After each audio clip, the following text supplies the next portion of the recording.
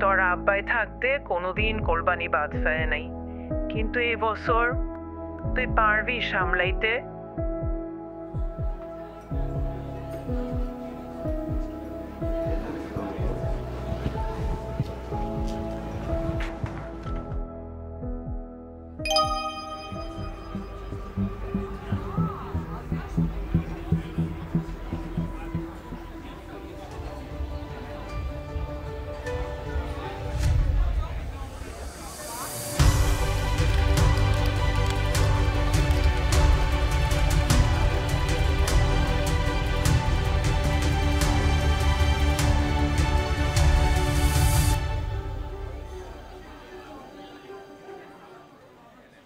আম্মা, কোরবানি গরু নিয়ে কোনো চিন্তা নাই।